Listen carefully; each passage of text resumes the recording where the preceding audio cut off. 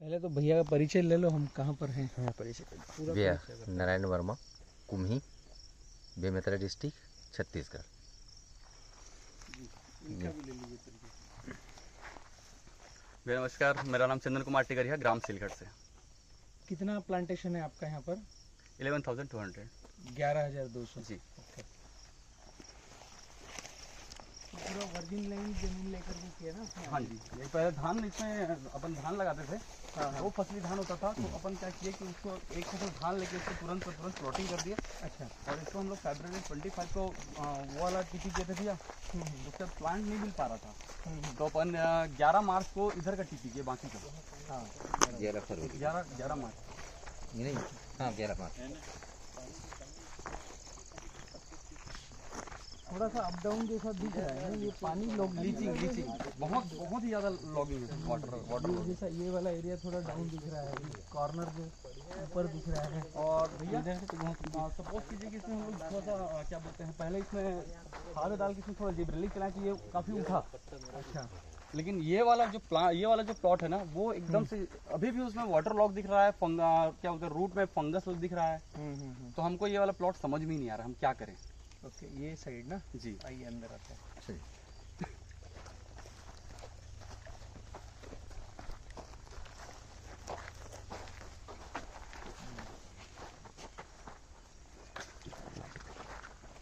वहाँ पे चलते हैं। हाँ वही पे, वहाँ पे चलिए।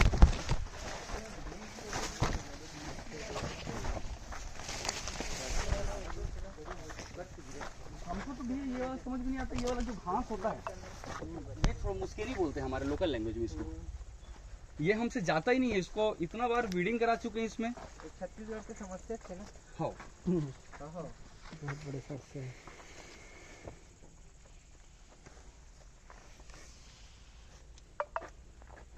इसका पानी का टेस्ट कराया आपने? पीएच और टीडीएस क्या है?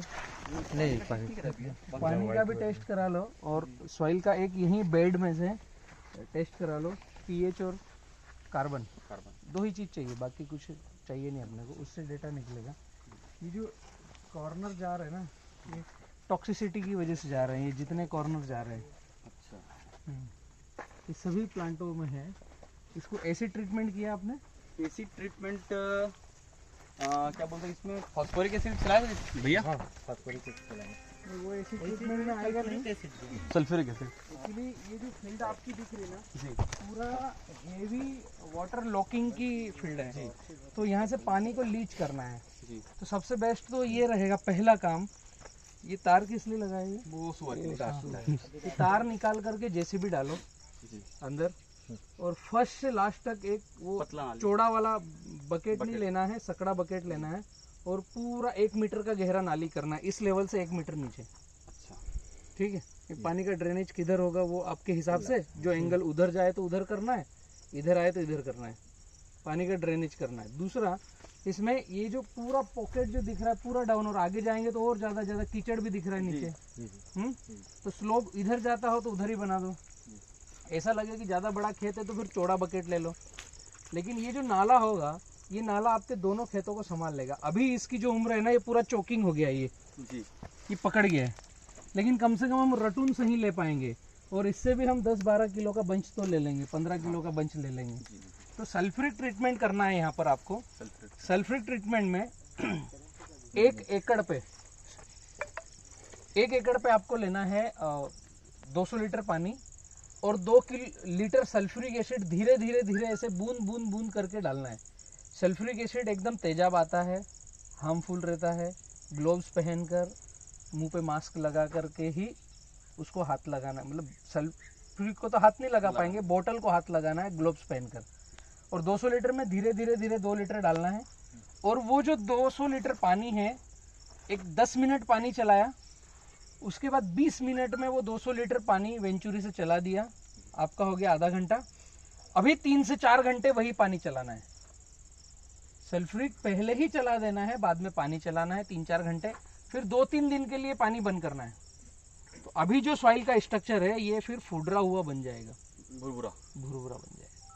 इसी के साथ साथ जिस दिन आप सल्फ्यूरिक एसिड चलाओगे, तो पानी, सल्फ्यूरिक एसिड, उसके बाद में कार्बन डिजमा और वाइसेनोमेटा कार्बन डाइऑक्साइड 200 लीटर पानी में 200 ग्राम कार्बन डाइजिन, बावेस्टिन, 200 ग्राम वाइसेनोमेटा, आधे 1 घंटे पहले घोल के रखना है। 50% कार्बन बावेस्टिन डायरेक्ट उसको 1 एकड़ पर ड्रिप से चलाओ। किसके बाद?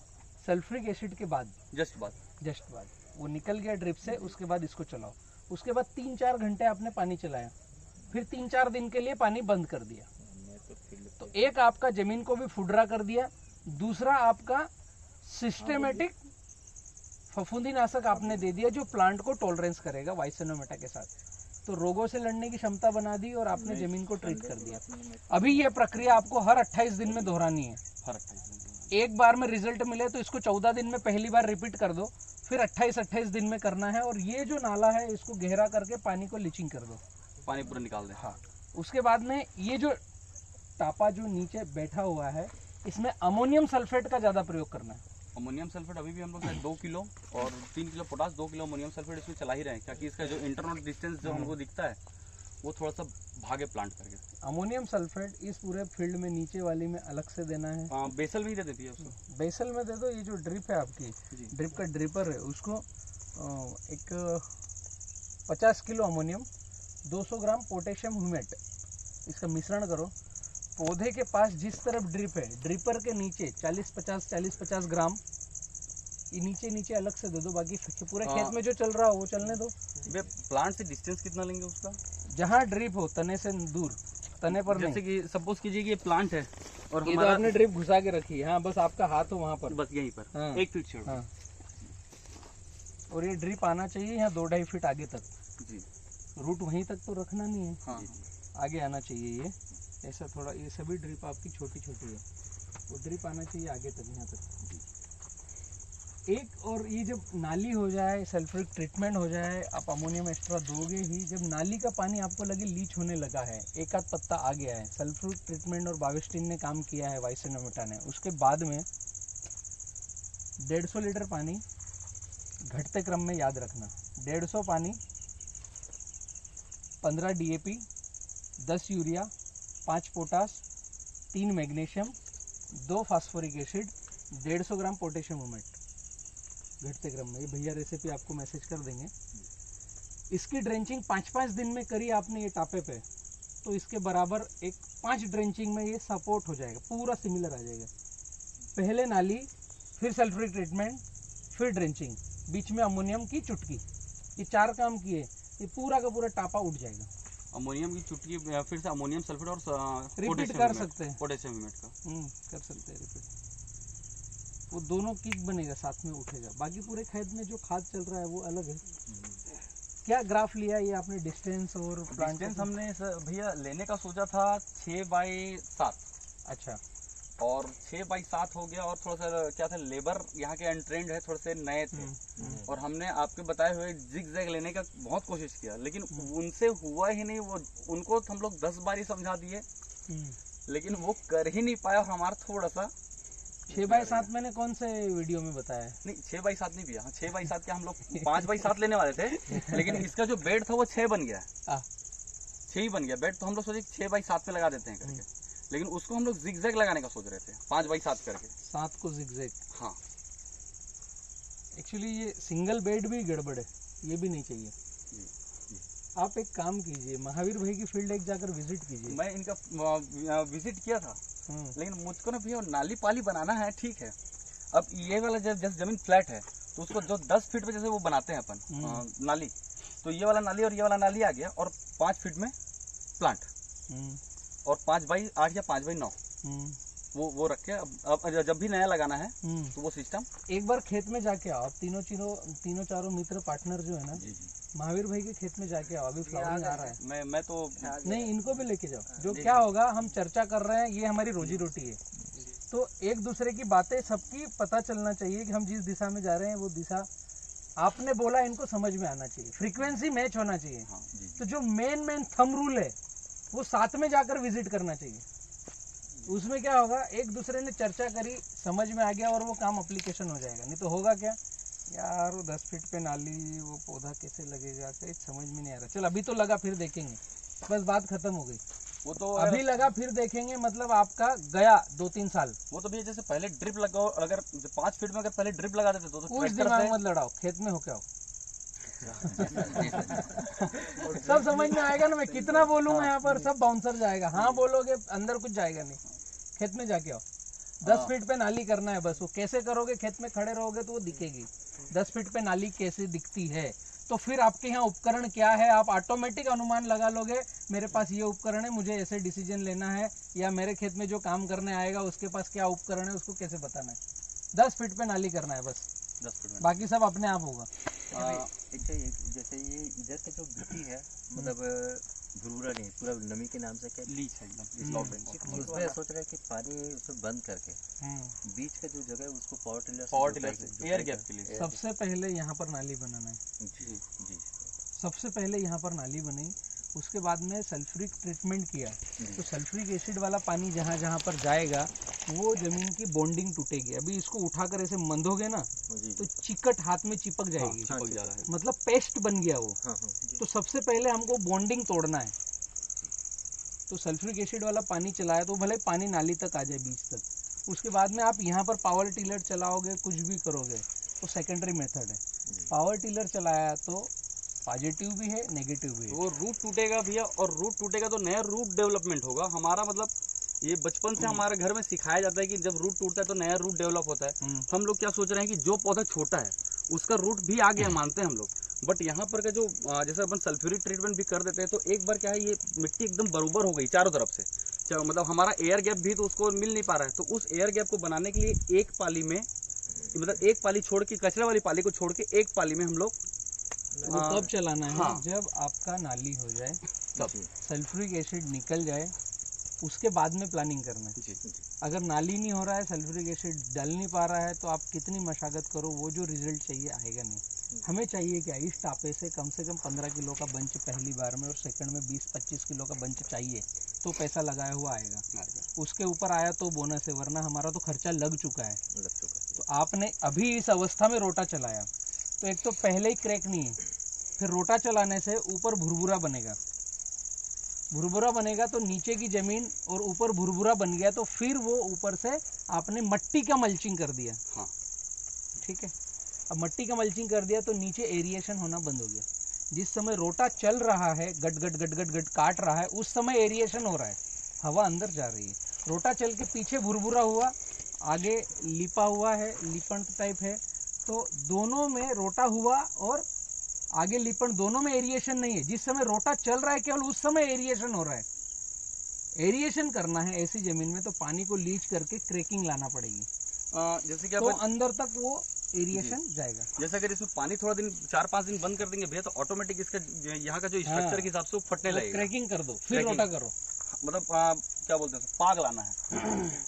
हाँ, वो आपकी भाषा में जो भी हो। यहाँ तो 3-4 दिन पानी अगर बंद कर दें तो तुरंत आ जाता हो जाता है। तुरंत क्रैकिंग लेके आओ। तो सल्फ्यूरिक एसिड की ट्रीटमेंट के बाद में जो 4-5 दिन पानी बंद करोगे तो वो क्रैकिंग आएगा, उसके बाद रोटा चलाओ, तो आपका कॉन्सेप्ट जब अच्छे से और काम करेगा, बेहतर काम करेगा।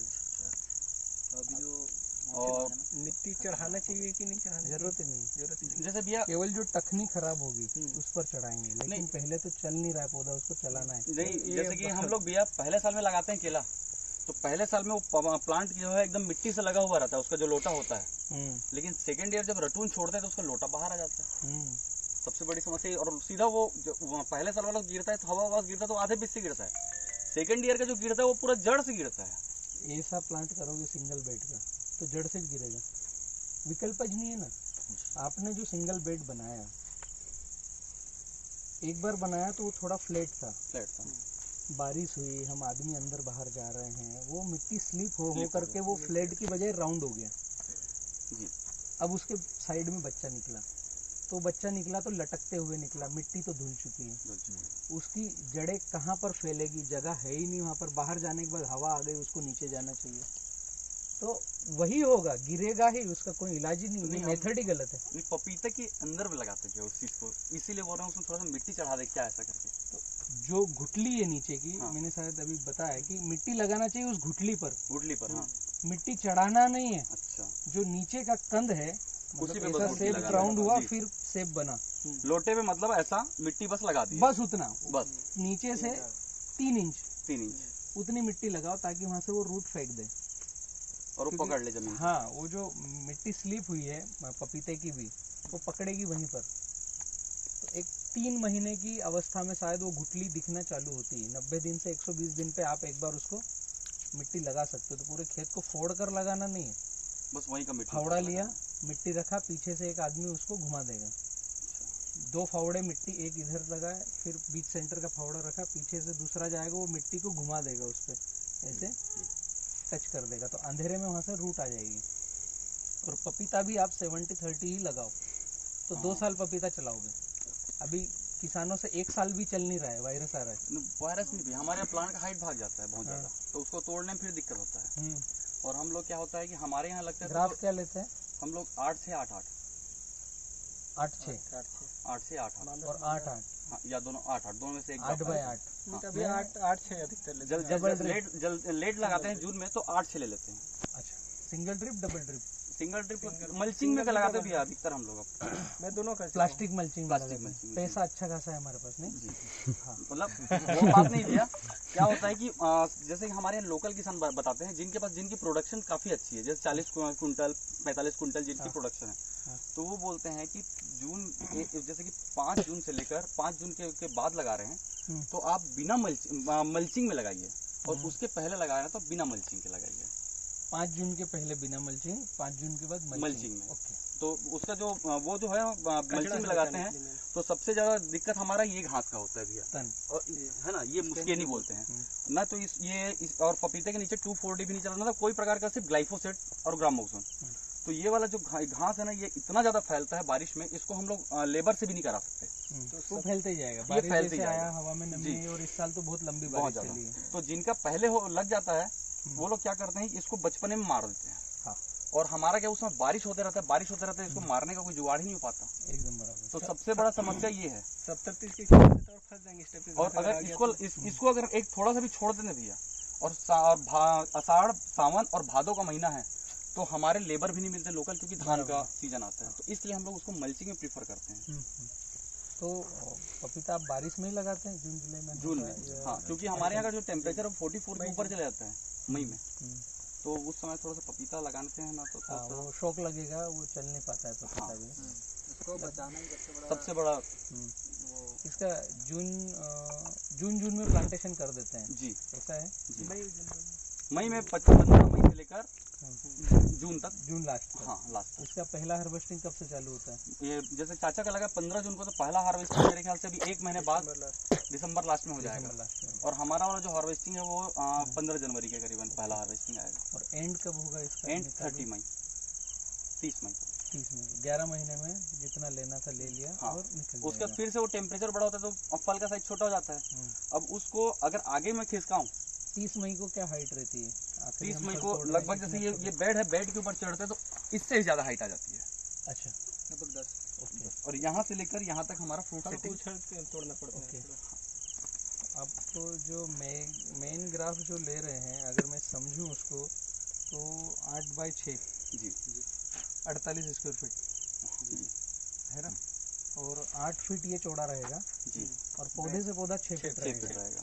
और 8 फीट बेड पे 20 mm की ड्रिप सिंगल हो या डबल की ड्रिप सिंगल। हाँ, सिंगल किसी किसान के पास डबल होगी, डबल होगी। मैक्सिमम के पास सिंगल सिंगल होती है। सिंगल ऐसा ही है ना? जी। तो इसमें आप उत्पादन 1 एकड़ में कितना ले पा रहे हैं? लगभग जैसे कि हमारा जैसे मेरा लास्ट टाइम लगा था 27 जून को, 30 किलो लगभग। तो लगभग मेरा 17.5 किलो आया था, क्योंकि वर्जिन लैंड था वो भी पहली बार में। और अभी मैं सेकंड टाइम लगाया तो पिछले बार से जस्ट डबल लग रहा है मेरे को। तो दिख रहा है कि इतना सेटिंग हो रहा है, मतलब लगभग 30 कुंटल उसमें, ऐसा अब देखने से लग रहा है कि उसमें 30 कुंटल डेफिनेटली बैठे गए, वो आगे भी जा सकता है। वेराइटी कौन सा? 786 single variety, no new Taiwan. Okay. तो ये 900 पौधे के ऊपर नीचे आ रहे हैं हमारे। 800 पौधे लगते हैं, लगभग 800 पौधे लगाते हैं, नाली और रोड छोड़ के। हाँ, 800 पौधे। तो 800 पौधे में ऐसा रहता है कि कितने पौधे डैमेज हो जाते हैं, ऐसा कुछ? बिल्कुल रहता है भैया। उसमें क्या होता है कि 10% हम लोग टॉलरेंस मानते हैं, प्लस माइनस।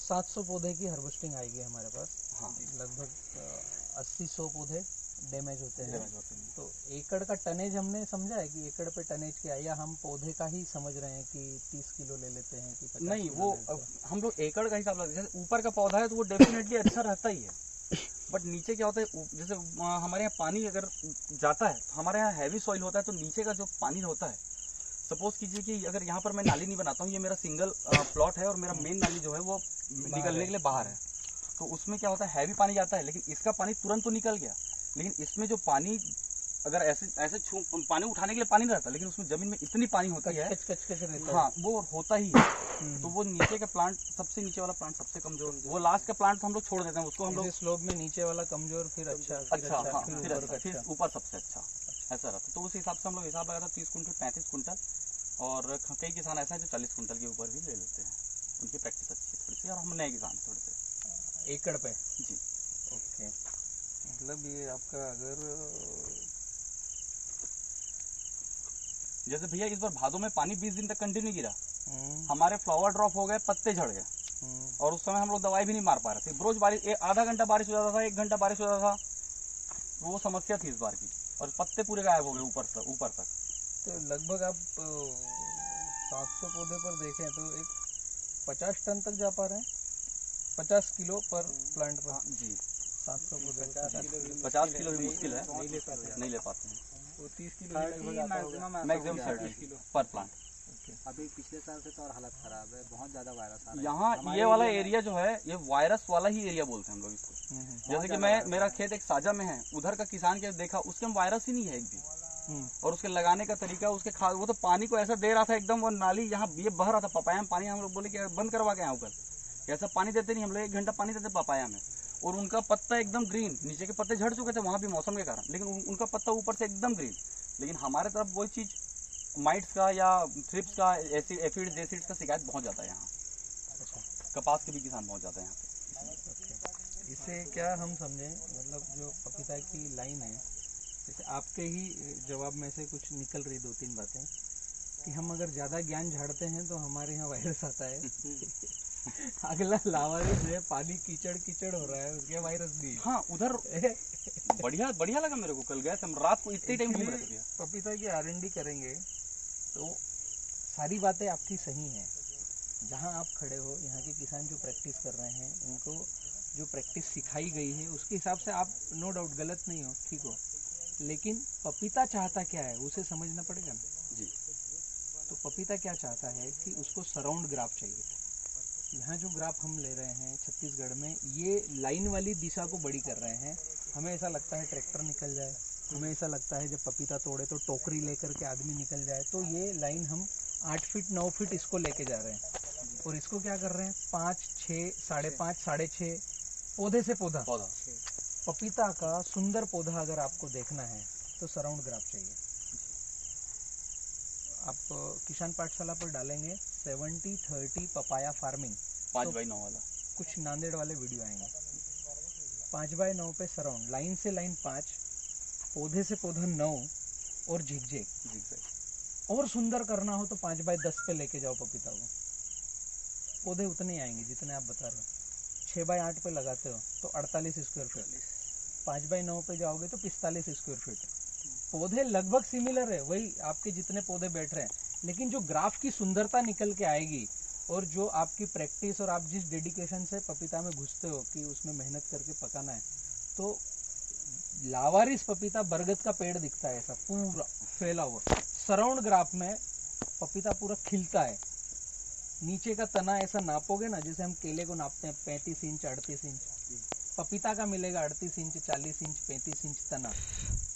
और सराउंड ग्राफ मिला तो एक आपकी जो नहीं टच कर पा रहे हो, हाइट ज़्यादा जाती है आपके पौधे की, तो सराउंड ग्राफ मिलता है तो हाइट दब के चलती है, हर पत्ते तक, नीचे के पत्ते तक धूप लगती है तो दब के चलेगा, फुल फ्लावरिंग की संख्या ज़्यादा रहेगी और चौतरफा ग्रीनरी रहेगी।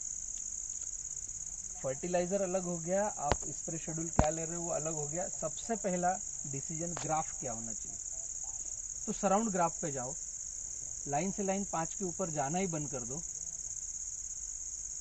अगर दिक्कत हो रही है तो 6x9 करो, 5x9 सबसे बेस्ट है, आराम से आदमी निकलता है, क्योंकि ऐसा पौधा आगे पीछे हो गया ना तो जो टोकरी लेकर निकलेगा वो ऐसे ऐसे हाँ वो तो निकलेगा। पत्ता झड़ जाएगा तब तक, तो उतने दिन तक जब माल हार्वेस्टिंग आया बहुत स्पेस रहता है, बहुत स्पेस रहता है। भाई जैसे कि अपन अभी जगदलपुर में गए थे, वीएनआर का अमीना का वो हुआ था अभी जगदलपुर में। तो वहाँ पर जैसे हमारा जो प्लांट था वो उसमें आया था कोकोपीट में। हाँ। तो हमारा स्पाइरल होके निकल रहा था गोल घूम के। और वहाँ का तो लगाने का मेथड था कि उनका भी कोकोपीट था, बट उनका वो था कि रूट सीधे नहीं जाएगा, हमारा वहीं पे हो जाएगा। तो वहाँ पर जैसे हमको यहाँ पर 45 डेज का प्लांट मिलता है, वहाँ पर वो ले रहे थे 120 डेज का प्लांट ले रहे थे। अच्छा। और वहाँ पर का ग्राफ तो फिर 10x10 था।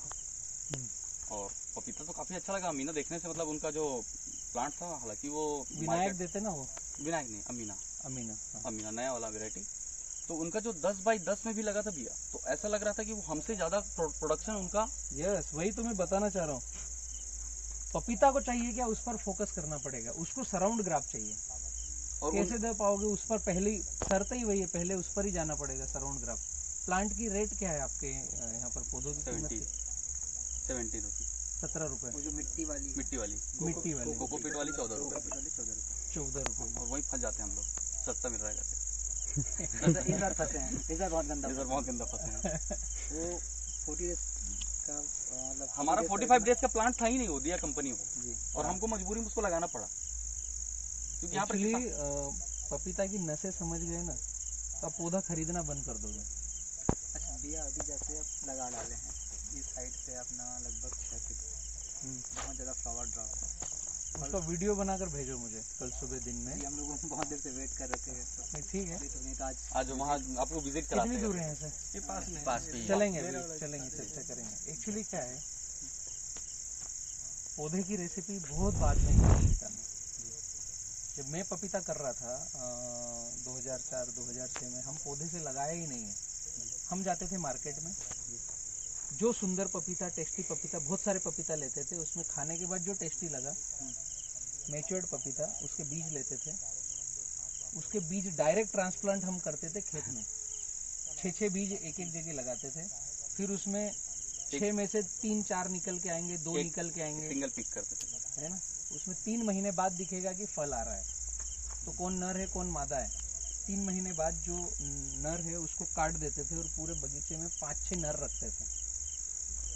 ये प्रैक्टिस हमने करी है, और एक पौधे को 2 साल, 2.5 साल, 3 साल चलाते थे। और हाइट की हाइट पे निशान नहीं लगेगी ना, क्या दिक्कत है आपको? अच्छा। पैसा चाहिए या रोटेशन चाहिए, क्रॉप रोटेशन चाहिए क्या ये तो किसान को? पैसा ही चाहिए। भाई आप एक बार पपीता लगाए हो और 2.5 साल तक चला रहे हो, 3 साल तक चला रहे हो। 786 बड़वानी लाल जो हमारे यहाँ बड़वानी में होता था, तो निसंसी से आदमी तोड़ेगा, क्या दिक्कत है? ऊपर का साइज छोटा हो जाता है, व्यापारी नाटक करने लगते हैं यहाँ पर। हमारे यहाँ का रूल है, एक थंब रूल यहाँ पर का है कि व्यापारी लास्ट काटेगा तो 30 मई को काटेगा, उसका व्यापारी सीधा आंध्र प्रदेश जाएगा। कब जाएगा? 30 मई के 30 बाद। मई को। तो और 30 मई के बाद आपके फल की कंडीशन छोटा साइज, धूप लगना, माल को क्वालिटी नहीं मिलना, आंध्रा उसको झक मारने जाना है। वहाँ बोलते उसको क्यों जाना है आंध्रा? एक कॉन्सेप्ट समझो, आंध्रा क्यों जाना है? आपके यहाँ का जो फल बेच रहे हैं उसमें पैसा नहीं बनेगा, अब आंध्रा का फल बेचेंगे उसमें पैसा बनेगा। एक किच लाइन है, व्यापारी आपको छोड़ के क्यों जा रहा है? आपके यहाँ पैसा नहीं कमा पा रहा है। इसके अलावा दूसरा कारण क्या है? भाई यहाँ से भी दिल्ली भेजना है ना, आंध्रा से भी दिल्ली भेजना है। आंध्रा से दिल्ली 1750 किलोमीटर, आपके यहाँ से 1100 किलोमीटर। क्यों उसको ज्यादा भाड़ा दे करके दिल्ली माल भेजना है? कॉन्सेप्ट को समझो, छोटी छोटी चीज को। प्लास्टिक वाला पपीता, प्लास्टिक वाला पपीता। यही तो बात है ना, जादू क्या है? हमको पपीता जो करना है, तो पहले चाहिए पपीता को क्या होना, उसकी R&D करो। फिर व्यापारी को क्या चाहिए, उसकी R&D करो। तीसरे नंबर पे आएगा कि इन दोनों का सामंजस्य बनाकर हमको क्या चाहिए, उसकी R&D करो। और अभी तक जैसे कि हम लोग अभी तक सबसे लो मेंटेनेंस वाला प्लॉट मेरा है, मैं जाता नहीं जाता करके बाहर घूमते ही रहता हूँ मैं। तो ये एक और भाई है, वो आज बेसल करवा रहा है करके आज नहीं आया, उसके में सबसे ज्यादा वो था, तो उसको एक जने बोल दिया कि इतनी घास तो हमारी गैया खा जाती है। बस ये बोल के पूरा घास रख दिया, उसके पूरा प्लाट मतलब पत्ते झड़ना स्टार्ट हो गया, yellow yellow yellow bacteria type का चढ़ गया। तो फिर फंगस मारा, उसमें दवाई मरवाया ड्रम चला चला के, तो मेंटेन हुआ। उसके बाद इसके यहाँ भी मेरे से जस्ट 2 दिन पहले लगा था, इसके यहाँ भी फर्टिगेशन शेड्यूल, खाद वाद सब अच्छे। मेरे में 2 बेसल गया, 2 हो गया है। मैं सबसे पहले वो काम किया कि घास मार दिया, बस इतना करके पानी बंद कर दिया। और अभी सबसे अच्छा कंडीशन मेरे ही प्लाट का है। तो हमको लगता है कि पपीता को जैसे कि खाद या फर्टिगेशन देते हैं, हमारा सबसे पहला रूल रहता है भैया बेसल दोगे तो पौधा मोटाएगा, ड्रिप से पौधा भागेगा, हमारा यही रहता है। सही बात है वो। तो हम लोग जब बेसल देने के बाद जब उसको, अब हम लोग क्या पानी बिल्कुल मैं बंद ही रखा हूँ, लगता है कि पौधा को पानी की जरूरत अब पड़ रहा है जरूरत, हाँ अभी 2 घंटा चलाऊंगा बस पानी ऐसा, क्योंकि मल्चिंग में है करके। सही है वो। पपीता को पानी कम लगता है, उसको स्ट्रेस दे देकर पानी लगता है। स्ट्रेस दे देगा, पानी फूल दिया, छोड़ दिया, छोड़ दिया, फिर मंगेगा फिर दो, फिर फूल दिया, फिर छोड़ दिया, फिर मंगेगा जब दो। पानी पपीता को ऐसा दिया ना तो ठबक कर चलेगा, फैलते हुए चलेगा, तने की मोटाई लेके चलेगा। ट्रांसप्लांट करें वहाँ से फ्लावरिंग आने तक तो पानी सूंघने को देते हैं, पीने को नहीं देते हैं। अच्छा, मतलब सिर्फ जिंदा रहे, जिंदा रहे। उधर ट्रांसप्लांट किया जहाँ से फ्लावरिंग आएगी, 90 दिन के बाद उसकी फ्लावरिंग की रेसिपी चालू होती है। सही क्लाइमेट हुआ तो 90 दिन में पहला ऐसा फूल दिखाएगा कि अब मैं आने वाला हूँ। उसी के बाद उसकी हाइट रुकेगी। तो 90 दिन तक तो फट फट फट फट बढ़ गया, खूब लाड़ प्यार उसको किया तो लाड़ प्यार चाहिए ही नहीं 90 दिन तक। हाँ, पानी चाहिए सूंघने को, फर्टिलिटी चाहिए, जितना सूंघने को दिया उस समय में उसको फर्टिलिटी उतने सूंघने में दे दी, वो उतना ही चाहिए, तो वो ठुबक कर रुक कर चलेगा। हमारे यहाँ चखने के लिए बस कोई भी क्रॉप आता है ना भैया, तो सबसे ज्यादा हम लोग मानते हैं भादों के महीने को सबसे डेंजर मानते हैं। तो भादों का महीना जैसे ही आता है तुरंत फ्लावर ड्रॉप होने लगते हैं। अब सबसे हमको चीपेस्ट कन्वर्जन लगता है प्लानोफिक्स। उसमें हम प्लानोफिक्स स्प्रे करते हैं, एक बार अलग से फंगीसाइड अलग से स्प्रे करते हैं, वो भी महंगी अच्छी, मतलब अच्छी फंगीसाइड जैसे कोसाइड हो गया या कर्जेट हो गया। लेकिन उसका फ्लावर ड्रॉपिंग हम लोग रोक ही नहीं पाते हैं। सबसे बड़ा समस्या वही भादों के महीने में, भादों की शुरुआत से लेकर भादों के अंत तक। अब फ्लावर आएगा, अब सेट होगा ही, डेफिनेटली सेट होगा।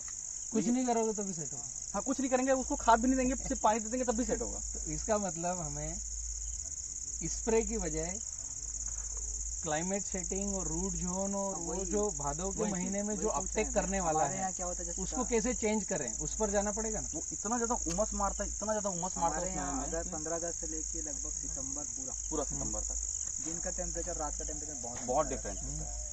और इसको हम लोग सुने कि 8 डिग्री टेम्परेचर डिफरेंस जो चाहिए होता है, या एवरेज जो 8 डिग्री चाहिए होता है, वो उससे कहीं ज्यादा होता है। तो हम लोग उसके लिए क्या कर सकते हैं? ये जो क्वेश्चन है ना आपका, ये पूरे भारत के किसानों का है। हर किसान को लगता है कि मेरे खेत में जो खरपतवार आता है वो कहीं नहीं आता। हर किसान को लगता है कि मेरे खेत का जो टेम्परेचर है वो तुम्हारे 20 किलोमीटर बाद भी नहीं है, वो तो बहुत अच्छा है।